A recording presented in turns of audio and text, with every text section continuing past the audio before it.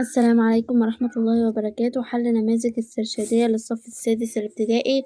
السؤال الأول: اكتب من قوله تعالى وما أبرئ نفسي إلى قوله تعالى ولا نضيع أجر المحسنين.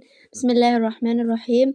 وما أبرئ نفسي إن النفس لأمارة بالسوء إلا ما رحم ربي إن ربي غفور رحيم. وقال الملك ائتوني به أستخلصه لنفسي فلما كلمه قال إنك اليوم لدينا مكين أمين. قال اجعلني على خزائن الأرض إني حفيظ عليم. وكذلك مكنا ليوسف في الأرض يتبوأ منها حيث يشاء نصيب برحمتنا من نشاء ولا نضيع أجر المحسنين. اكتب من قوله تعالى يوم تأتي كل نفس تجادل عن نفسها إلى قوله تعالى بما كانوا يصنعون. بسم الله الرحمن الرحيم. يوم تأتي كل نفس تجادل عن نفسها وتوفى كل نفس ما عملت وهم لا يظلمون. وضرب الله مثلا قرية كانت آمنة مطمئنة يأتيها رزقها رغدا من كل مكان فكفرت بأنعم الله فأذاقها الله لباس الجوع والخوف بما كانوا يصنعون. السؤال الثاني: أكمل كل آية مما يلي ثم اكتب الآية التي تليها مباشرة. ألف: فكلوا مما رزقكم الله حلالا طيبا واشكروا نعمة الله إن كنتم إياه تعبدون.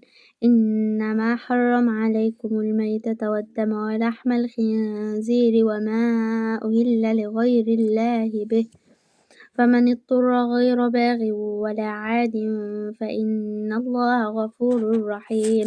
سورة النحل. السؤال الثاني: وترى المجرمين يومئذ مقرنين في الأصفاد. طبعا دي سورة إبراهيم. وترى المجرمين يومئذ مقرنين في الأصفاد سرابيلهم من قطران وتغشى وجوههم النار. السؤال الثالث: ولو أن قرآنا سيرت به الجبال أو قطعت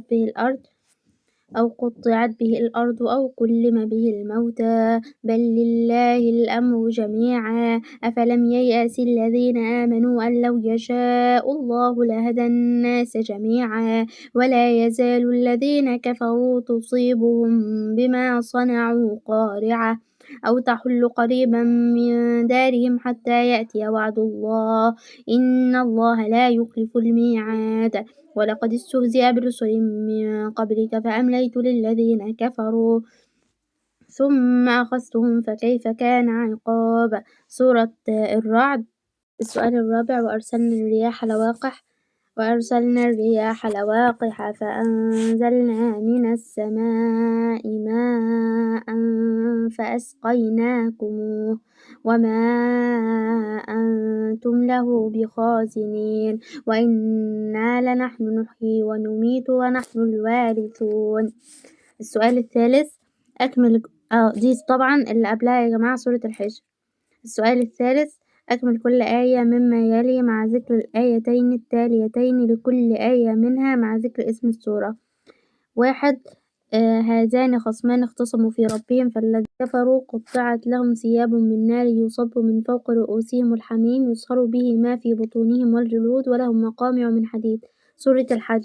السؤال الثاني: ولقد آتينا إبراهيم رشده من قبل وكنا به عالمين إذ قال لأبيه وقومه ما هذه التماثيل التي أنتم لها عاكفون قالوا وجدنا آباءنا لها عابدين.